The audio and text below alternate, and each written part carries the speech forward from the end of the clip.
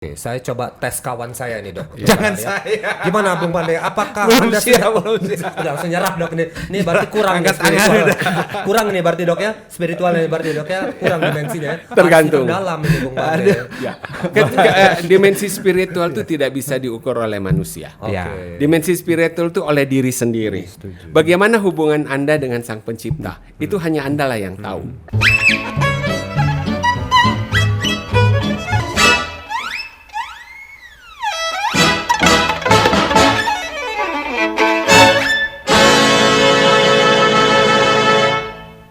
Dio 7, jamu tetesnya orang Indonesia. Assalamualaikum warahmatullahi wabarakatuh. Salam jumpa sahabat nostalgia dalam acara talk show Indonesia Sehat. Nah, hari ini kita kedatangan tamu ya di acara ini yang ganteng, cerdik, cendikia, cerdas, wah pokoknya dan luar tidak biasa ya. sombong. Dan tidak sombong ya, Iya. rajin menabung. Iya. Saya bersama rekan saya Bung Pandey akan membawakan satu topik ini Bung Pandey ya. Iya. Apa tadi topiknya tadi Bung? Ya, terkait dengan ini masih dekat dengan sahabat nostalgia. Ya, ya. Ya, salah satu dari 7 dimensi lansia tangguh, Oke. yaitu dimensi spiritual. Spiritual ya. Kita sapa saja nih ya. Oke, Ada silakan. Dokter Ari sudah bersama kita. Gimana Dok Ari Dok? Sehat Dok? Oke, sehat-sehat aja. Alhamdulillah hari ini bisa ketemu di studio ini. Baik, oke boleh agak maju lagi nih dok. Nah iya, oke. Topik hari ini adalah seputar dimensi spiritual ini. Ya, dimensi spiritual. Ini tidak sembarangan ini Bung Pandey untuk membawakan topik yang spiritual ini Bung. Ini kalau Ini arahnya kemana sih sebenarnya? nah ini dia makanya nih, ini harus Dimensi spiritual dalam ya. 7 dimensi Betul. lansia tangguh itu arahnya kemana sih sebenarnya Pak Dokter? Dokter Ari. Jadi sebenarnya dimensi spiritual itu adalah penting pemahaman seseorang terhadap keagamaannya serta praktek di dalam keharmonisan hubungan yang bersangkutan dengan Sang Pencipta Ilahi. Oke. Dan ini dalam menghadapi suatu tantangan kehidupan masing-masing dan itu bagaimana penting untuk bermakna bahagia dan penuh kebijaksanaan. Hal ini diwujudkan dalam proses lansia tangguh. Bagaimana seorang itu menjadi lansia tangguh? Tentunya dimensi-dimensi lain itu sudah bisa dikembangkan. Tapi ada satu hal yang sebenarnya suka dilupakan adalah dimensi spiritual. Spiritual itu penguatan keagamaan, pemahaman tentang keagamaan dan bagaimana hubungan yang lebih harmonis antara manusia dan Sang Pencipta. Nah, ini kan dimensi spiritual. Iya. Kita kan selalu berpikir bahwa yang namanya spiritual itu kan urusan masing-masing. Yes. Kenapa mesti harus diurusin? Ya, bukan diurusin. Sebenarnya masing-masing itu dikembangkan harus diberikan suatu pemahaman bagaimana membuat atau menciptakan lebih harmonis lagi antara hubungan manusia dengan Sang Pencipta. Selama ini kan kalau kita sebut habluminallah. Habluminallah itu hanya manusia yang tahu Iya, dengan Sang Pencipta. Betul. Kalau habluminanas adalah kita bisa Hubungan, ngelihat ya, hubungan hubungan sesama sesama. manusia. Oh, orang ini tidak baik berhubungan atau bagaimana. Nah, tapi kalau habluminallah hanya dialah yang tahu bahwa hubungan dia dengan Sang Pencipta gitu ya. Tidak kita bisa walaupun orangnya rajin sujud, rajin segala macam, rajin berdoa di gereja whatever lah, tapi kalau hanya dialah yang tahu dengan Tuhannya gitu loh ya. Jadi Oke. itulah hubungan Kalau dilihat dari konteks spiritual, Dokter Ari, ini sebenarnya ini kan terkait dengan bagaimana kita mencoba memberikan mereka supaya tadi lebih dekat dengan Sang Penciptanya. Kalau dalam real istilahnya Kehidupan kita. kehidupan sehari-hari ini seperti apa sih konteksnya? Apakah dokter datang ke rumah diceramin Bu sholat lah Bu gitu. Ini Udah di lama dalam nggak sholat, dalam atau apa, konteks gimana, Dok? dalam konteks seperti kita sudah pada lansia itu kan ketika masih mudanya mungkin dia tidak terlalu harmonis dengan Sang Pencipta. Pada saat pada masa lansia kita memberikan suatu pemahaman yang lebih intensif. Jadi bagaimana mendorong lansia itu untuk mendekatkan diri kepada kegiatan rohani guna mendapatkan ketenangan batin lah di dalam dan spiritual dalam kehidupannya. Ya, itu tadi how to say-nya tadi Bung Mani, persoalannya apakah dokter dan kawan-kawan datang ke rumah tok tok tok, Bu, ayo Bu ke gereja atau Bu ke Enggak. masjid Bu, atau apa Dok? Pakai gimana cara Jadi ngomongnya itu, sebenarnya kalau kita menciptakan lansia tangguh, membuat lansia itu tetap tangguh, resilience ya. Jadi kita sarankan memang untuk masuk di dalam komunitas-komunitas atau sekolah lansia salah satunya. Di dalam sekolah lansia itu kita berikanlah pemahaman kepada para lansia itu untuk memperkuat dimensi spiritual tadi. Jadi lebih menguatkan pemahaman tentang tentang hubungan yang bersangkutan dengan Sang Pencipta dengan melalui proses pemahaman tentang keagamaan dan sebagainya ya. Jadi itu yang sebenarnya yang sangat penting di dalam kehidupan sehari-hari para lansia ya. Jadi meningkatkan kualitas hidup, memperkuat dimensi spiritual, membantu lansia mengatasi kecemasan, ketakutan dan ketidakpastian di masa tua. Ini kadang-kadang suatu hal yang sering terjadi pada lansia.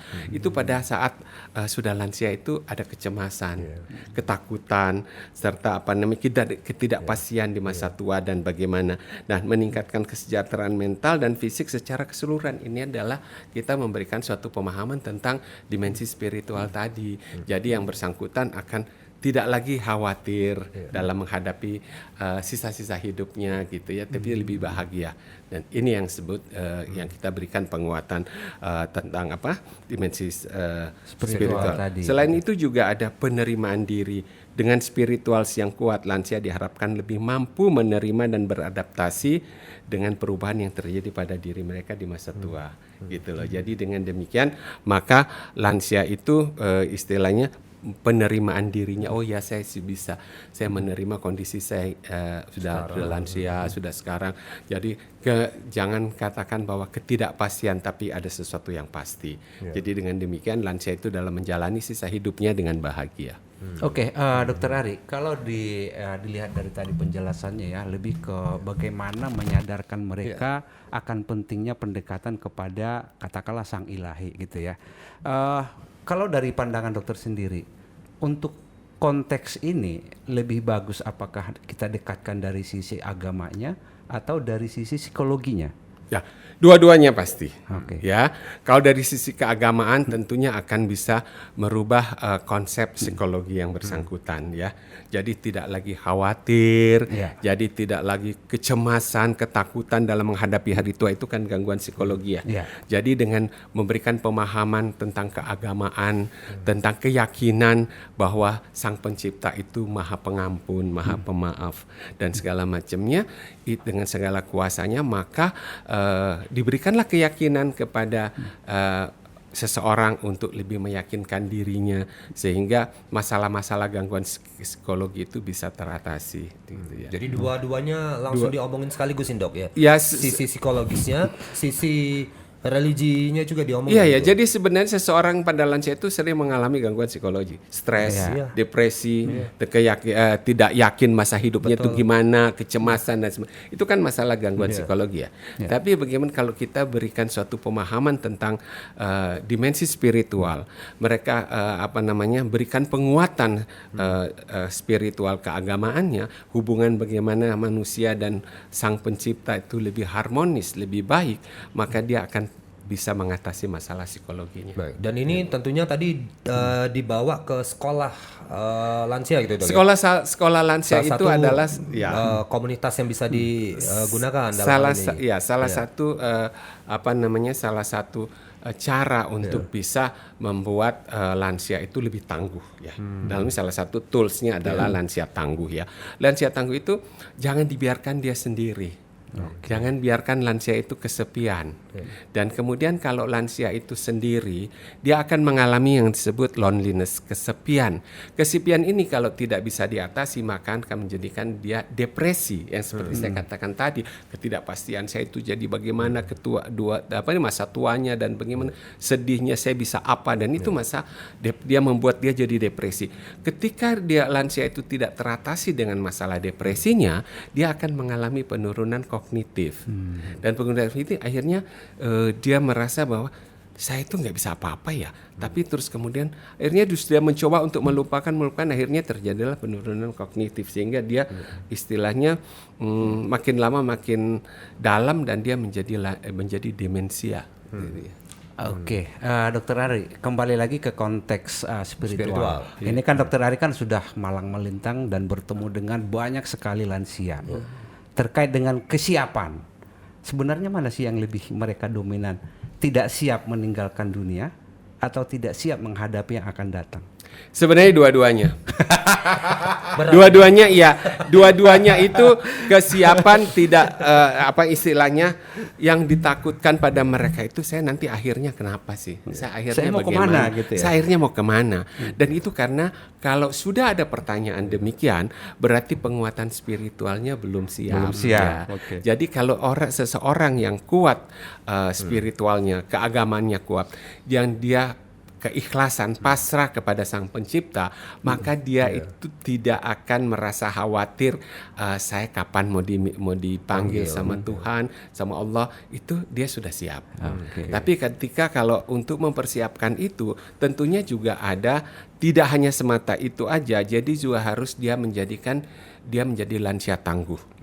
Lansia tangguh itu dia tidak lagi demanding ya, tidak lagi bergantung kepada orang lain, tapi bagaimana bisa menciptakan saya bisa kuat. Jadi lansia itu harus bisa saya kuat, saya bisa menghadapi, dan harus ya kondisi demikian itu membuat lansia itu kalau sudah memang tangguh, dia akan siap menghadapi apapun. Kemudian nanti kalaupun masuk ke dimensi spiritual itu pasti bersamaan.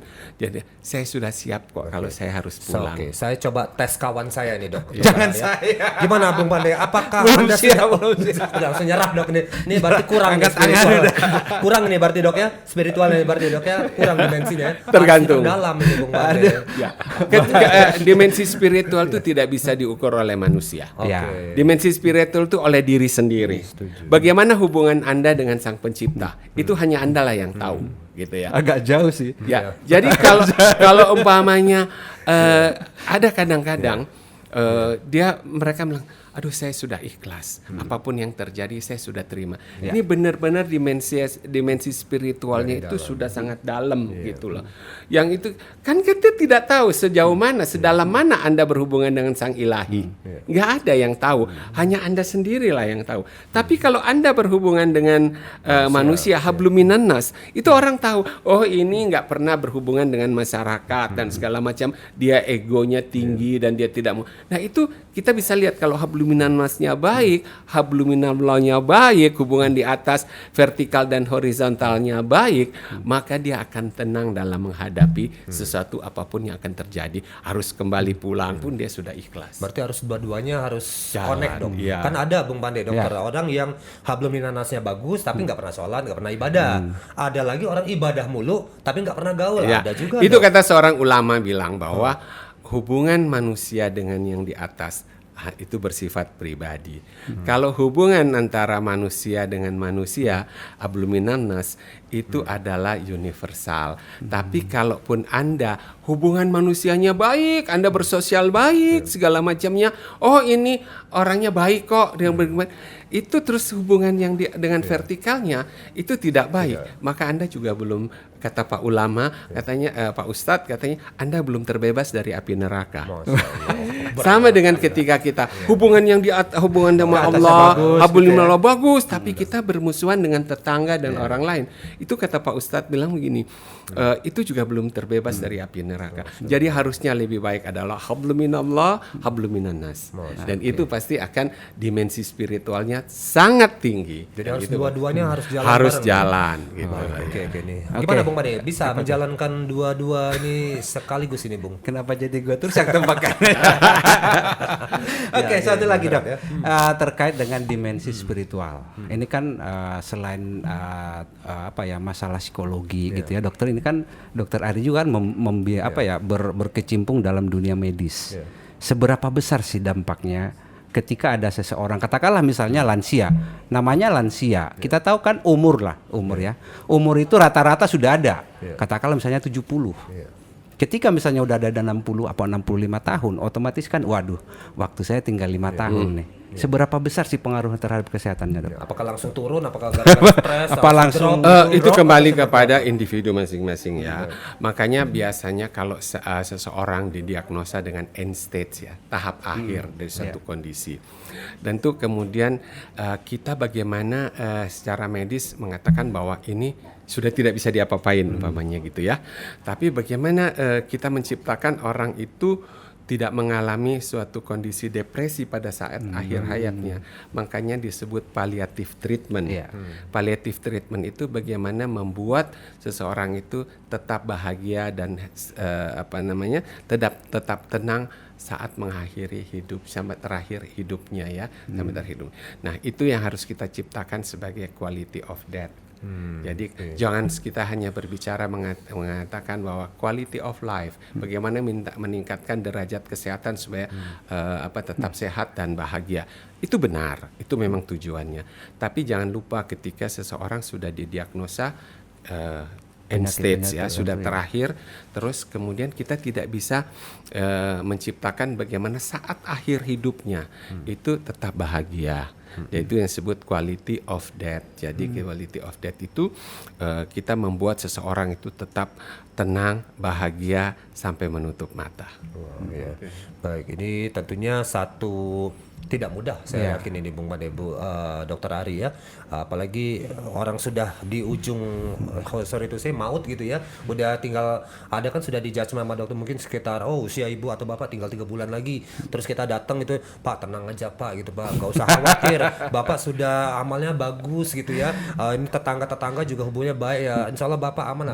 Apakah itu yang kita sampaikan ke mereka Dok? Atau ada kata-kata lain atau apa? Sebenarnya itu kembali kepada caregivernya, pendampingnya ketika melihat ada lansia yang sudah dokter mengvonis sudah tidak bisa diapa-apain lagi, kondisinya juga sudah sangat kritis gitu ya. Terus memang itu dibutuhkan kesabaran dari pihak keluarga ya. Jadi pihak keluarga itu juga tetap menggiring bagaimana menciptakan quality of death tadi. Jadi supaya pendekatan paliatif itu tetap tenang, itu melibatkan medis, psikolog dan pekerja sosial dan keluarga itu sendiri. Itu yang disebut penanganan secara komprehensif dan holistik ya, biopsikososial. Jadi dengan demikian maka pasien itu dia akan tetap menghadapi dengan perasaan bahagia. Jangan ketika pasiennya sudah kritis terus kita tambahin dengan beban-beban yang dia hadapin. Dan biasanya orang keluarga atau yang sekitarnya itu tidak sabar di dalam menghadapi pasien dengan malah doanya bilang, "Wih cepat-cepat mati aja deh," gitu kan gitu. Tapi ngerepotin aja sih nggak boleh. Itu sih sebenarnya kitalah yang pendamping. Orang itu sudah tidak berdaya. Tidak berdaya dan juga pasti akan stres dan segala macam. Tapi keluarganya, lingkungannya itu membuat dia juga tidak bahagia, maka dia tidak bisa pergi dengan kondisi yang tenang. Jadi berikanlah kebahagiaan yang terakhir bagi para pasien yang atau orang tua yang sudah mendekati akhir hidupnya. Diberikanlah kebahagiaan, ketenangan. Kita tidak bisa ngapa-ngapain karena sudah divonis demikian. Yang menentukan kematian atau kehidupan adalah Sang Pencipta. Mungkin Sang Pencipta bilang, ya saya belum mau manggil gitu. Tapi selama waktu diberikan kesempatan keluarga untuk bisa membahagiakan, berikanlah sebaik mungkin, semaksimal mungkin memberikan kebahagiaan kepada pasien yang mengalami kondisi demikian. Saat akhir hidupnya dia menutup mata pun dia tetap bahagia. Oke. Itu. Baik, ini semakin mengharu biru tentunya nih Bung Made, kondisi seperti deg-degan sibuk sebenarnya. Tapi masih ada satu pertanyaan lagi, masih ada saran yang kita pengen gali lagi dari Dokter Ari, tapi tentunya setelah yang satu ini. Anda merasa tubuh semakin rapuh, daya tahan dan kesehatan tubuh memang akan menurun seiring usia. Namun, kini saya tidak terlalu khawatir lagi. Saya telah menemukan cara mengatasinya. Bio7. Minum 15 tetes 3 kali sehari sebelum makan. Bio7. jamu tetesnya Indonesia. Kembali kami lanjutkan dialog kita dalam talk show Indonesia Sehat ya. Bersama kami saat ini adalah Dr. Ari yang akan banyak sekali membahas tentang dimensi spiritual dok ya, dalam hal kita menghadapi kematian gitu ya. Kira-kira seperti itu ya dok ya. Topik kita dok ya. Berat Iya. ini dok kayaknya dok. Baik. Semua orang akan menghadapinya. Ya, tapi lagi tergantung dari kesiapan si Masing-masing. orang tadi, terutama hablum minallahnya tadi Bung, hubungan Iya. ke atasnya tadi ya. Ya seperti Oke, itu. Dokter Ari, ini saya yang nanya terus ya. Ya, Iya, kok nggak apa-apa. saya lihat Anda makin berkaca-kaca mata Anda, Bung. Lebih Perlu semangat tisu ini. kayaknya. Ini kayaknya perlu Lebih tisu, semangat bukan? ya. Silakan. Oke, silakan. terkait dengan paliatif kan nggak semua juga bisa menyiapkan ataupun mendatangkan fasilitas tadi untuk menghadapi membantu Mengantar, keluarga menemani si pasien tadi, yang menghadapi masa-masa akhirnya gitu. Nah, kalau dari sisi keluarga ya untuk dimensi spiritual tadi kan kadang kita kan suka agak bingung juga mau mengingatkan orang tua, ayo sholat udah tua gitu. Ini sebenarnya seperti apa sih yang terbaik untuk mengingatkan ataupun katakanlah misalnya untuk membantu mereka untuk lebih siap ataupun lebih katakanlah lebih concern terhadap dimensi spiritualnya. Karena ini kejadian juga Bung Bade, Dokter Arya, memang ada keluarga-keluarga termasuk di keluarga kami juga ada ini istrinya udah ngingetin, nggak mempan dok, diminta Malah marah, anaknya juga ya? iya, anaknya juga disuruh ngomong tetap nggak mempan juga dok. Ini bagaimana? Apakah perlu kita panggilkan Dokter Ari untuk ke sana atau bagaimana dok ini untuk menyampaikan pesan yang karena ini kan penting dok. Iya, Iya. termasuk gitu, Dok. tadi kan tidak semua juga lansia itu bisa mendapatkan fasilitas yang namanya sekolah Ada, lansia. iya, betul. Ada yang nggak bisa ke Ada yang nggak sekolah, bisa gitu ya. gitu. Nah, ini keluarga untuk menghadapi ataupun mengingatkan ini sebaiknya seperti apa sih? Ya, untuk dimensi spiritual tadi tidak harus ada di sekolah lansia kalau memang dia tidak terbentuk, tidak di sekitarnya tidak ada sekolah lansia. Dari perkumpulan perkumpulan keluarga dan organisasi atau di sekitarnya bisa juga itu dia diberikan penguatan tentang dimensi spiritual. Contohnya kalau di Muslim biasanya ada pengajian bersama gitu ya, majelis taklim. Itu kan salah satu part of dimensi spiritual tadi menguatkan. Memang seperti di gereja sekolah minggu dan segala macam itu kan semua itu dimensi spiritual yang cukup bagus ya. Untuk itu tinggal bagaimana bisa memahami dan mengikuti proses ini. Itu sebenarnya itu hal yang biasa. Memang kalau dulu ketika masih muda, masih punya segalanya, masih punya jabatan, membaca Al-Quran alif pun sudah dilupakan. Dan ini ketika sudah pensiun, sudah merasa tua, tidak semua orang ya, tidak merasa tua bahwa dia baru sadar. Buka lagi Al-Qur'annya mulai dari awal, nggak apa-apa. Itu tidak ada kata terlambat. Selama kita menjalankannya dengan keikhlasan dan penuh kesiapan. Saya sudah waktunya untuk masuk ke gerbang dunia yang lain gitu ya.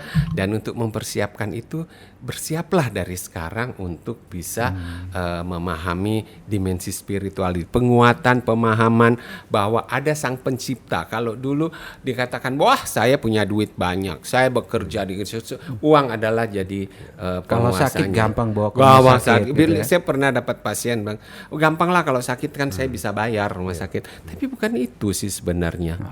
Semuanya itu milik sang pencipta. Walaupun Anda banyak duit, tapi Anda tidak bisa menyembuhkan diri sendiri tanpa juga dukungan dari sang pencipta. Nah, kembali kepada bagaimana ketika lansia itu sudah mengalami istilahnya sudah menyadari, sangat bagus kalau dia sudah menyadari bahwa dimensi spiritual ini sangat penting. Ya, karena apa? Supaya tetap sadar, mumpung masih hidup, masih ada di dunia ini, bertobatlah. Yakinlah bahwa sang pencipta itu maha pengasih dan maha penyayang. Diberikan kesempatan. Nah, kalau tidak di kesempatan itu tidak dipergunakan dengan baik-baik, kembali kepada yang bersangkutan, gitu ya. Jadi Tuhan itu maha penyayang. Jadi akan memberikan kesempatan untuk seseorang bertobat ya, memahami dimensi spiritual, meyakinkan diri, menjadi orang yang baik dan kemudian itulah yang salah dimensi Mengingat spiritual. kebesaran Tuhan tadi ya, Iya. dan kasih dan sayangnya tadi dok Dok ya. Iya. Baik, ini ada satu lagi kejadian juga nih Bung Pane, Dokter Ari ya. Ada keluarga satu, dia hubungan hablum minanasnya dengan sesama tetangga kawan tuh baik. Tapi untuk hablum minanas kadang-kadang dia nggak ditanya agama lo apa? Ya, aku ya nggak jelas agamanya. Yang penting Bung, ya. percaya Tuhan. Islam bukan, Kristen bukan, Buddha bukan, Hindu bukan, tapi dia sangat religius. Entah aku juga nggak ngerti bagaimana, tapi ada ya Dok ya. Dia percaya ada pencipta tuh entah ini, tapi status agamanya dia nggak jelas. Ini bagaimana mengarahkan, apa disuruh pilih Pak? Udah mau deket Pak, pilihlah satu agama atau apa gitu, gimana ini Dok? Sebenarnya Kasus ini. saya tidak akan masuk dalam dunia dimensi kepercayaan orang ya. Jadi Tapi saya dia, nah ini kan maksudnya udah mendekati gitu. Tapi kan kita kan keluarga kan harus mulai ngomong ini, mau nggak mau ini Dok. Iya, jadi kita kan saya tidak masuk dalam dunia istilahnya agama seseorang. Nggak masuk Tapi pilihan bagaimana- itulah nggak- gitu ya. Susah ini Dok ya. Kepastian Sangat ini. susah. Kembali kepada yang bersangkutan, kepercayaan kepada yang bersangkutan lah yang harus penting. Kalau sebenarnya prinsipnya adalah, yang penting saya sudah berbaik sama orang gitu ya. Tapi saya tidak punya hubungan baik dengan Sang Pencipta, gimana itu?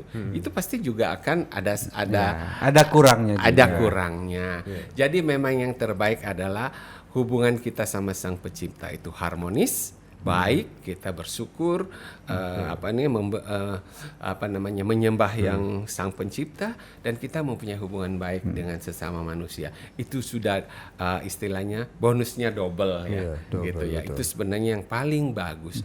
Tapi kalau kita bilang, oh saya sholat terus, oh saya pergi haji, pergi ke Vatikan berapa kali, tapi dengan manusia sesama manusia itu hubungannya nggak harmonis.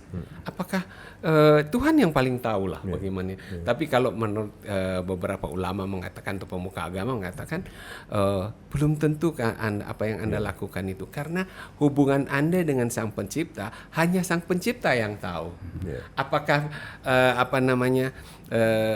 doa Anda diterima atau tidak hanya Sang Pencipta yang tahu. Kita manusia kan nggak tahu. Tapi kalau kita berhubungan dengan sesama manusia, Kelihatan orang lain langsung, juga ya. kelihatan, oh ternyata yang baik. Tapi baik, kualitas baiknya itu hanya Anda lah yang tahu. Gitu loh. Jadi istilahnya, oh saya kelihatan baik, saya pakai promosi media untuk saya bagi-bagi sembako atau berbaik semua disorotin. Itu nggak ada gunanya sih sebenarnya. Karena sebenarnya kualitas atau nilai tertinggi bahwa Anda berbaik dengan keikhlasan adalah Anda sendiri, manusia itu sendiri.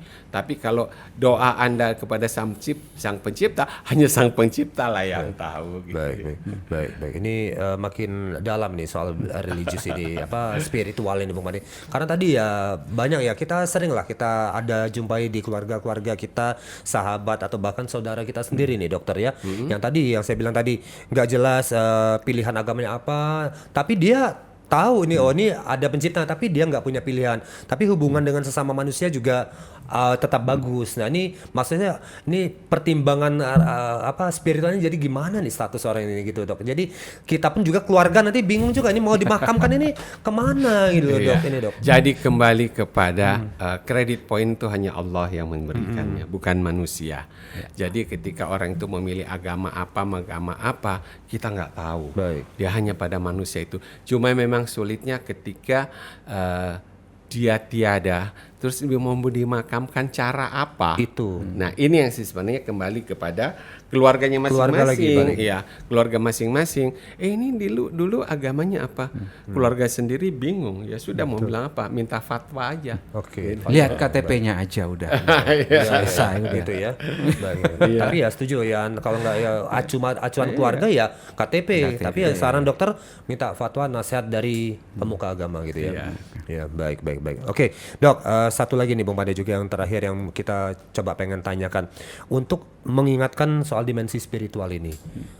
Apakah ketika si pasien atau si orang ini ketika baru saja divonis mengalami sesuatu penyakit atau kondisi yang tidak bisa ditolong sudah mulai diingatkan dari awal, atau belakangan aja dok. Ini bagusnya nih gimana nih ngomong supaya jelas. Jadi tadi. sebenarnya dimensi spiritual itu tidak menunggu seseorang itu menghadapi suatu cobaan. Tapi sejak awal kalau kita mendidik keluarga, dari awal itu sudah diberikanlah dimensi spiritual. Bahwa Anda hidup semua itu ada yang menciptakan. Dan Anda harus bersyukur menikmati semua yang diberikan oleh Sang Pencipta. Dan kemudian ikhlas ketika Sang Pencipta meminta kembali. Dari awal sudah diberikan suatu penguatan dalam Fondasi, dimensi ya. spiritual ini. Nah, jangan nunggu nanti kalau sakit baru mulai bertobat. Jadi jangan sampai nanti udah mulai sakit, sudah tahu dia sudah mau pulang, itu baru kita kuatkan dimensi spiritual. Itu sebenarnya kalau menurut saya sudah terlambat ya. Tidak ada juga terlambat, tapi bagaimana ya? Jadi seharusnya memang lebih awal. Jadi kita dalam keluarga itu sudah harus diberikan penguatan untuk dimensi spiritual tadi. Baik. Kalau kata Tukul, ikan sepat ikan gabus dokter katanya, makin cepat makin bagus. Nah, gitu ya, gimana Bung? Untuk terakhir ada yang pengen Anda gali lagi dengan Iya, dokter? rasanya sudah cukup ya.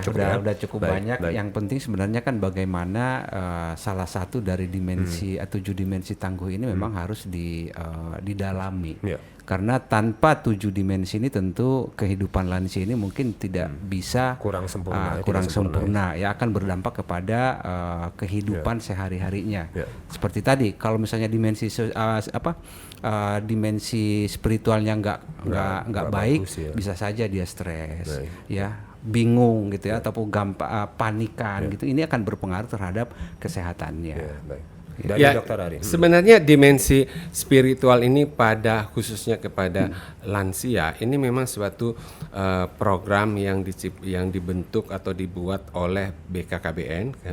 Nah, ini sebenarnya sudah mencakup bagaimana kita memberdayakan lansia menjadi lansia tangguh. Semuanya sudah diberikan dimensi 1, dimensi 2, dimensi 3 dan seterusnya. Nah, dimensi pertama yang dituliskan adalah dimensi spiritual. Ketika seseorang itu menguatkan dirinya dalam dimensi spiritual, maka yang lainnya bisa berjalan dengan lancar. Gitu ya. Tapi kalau dimensi spiritualnya nggak kuat, tapi dimensi yang lain kuat, dia akan gamang. Itulah jadi bilang, ya mau ngapain ya gitu. Jadi inilah yang penting, kuatkan dulu dimensi spiritual. Agama apapun Anda harus kuat di dalam dimensi itu. Sehingga ketika dalam menghadapi sesuatu kegiatan, sampai pun Anda kembali kepada haribaan Sang Pencipta itu dengan kondisi tenang dan bahagia. Oke. Saya teringat dari satu kata-kata salah seorang penyair Indonesia yang sangat terkenal, Bung. Katanya, kalau kamu mengejar dunia maka kamu akan pasti dapat dunia. Tapi kalau kamu mengejar Tuhan, maka kamu tidak hanya mendapatkan dunia, tapi juga akan mendapatkan akhirat. Katanya begitu, Bung. Gitu dok ya kira-kira. Oke. Ceramah bareng kita dok. Oke, baik. Itu tadi ya Bapak Ibu sahabat nostalgia, dialog kita bersama Dr. Ari dari IRL DKI ya, Indonesia Ramah Lansia DKI. Saya Hasan DJ bersama Dr. Ari dan juga Bung Pandey mengucapkan terima kasih untuk kebersamaan Anda. Sampai jumpa lagi dalam topik bahasan yang berbeda. Dadah. Assalamualaikum. Assalamualaikum.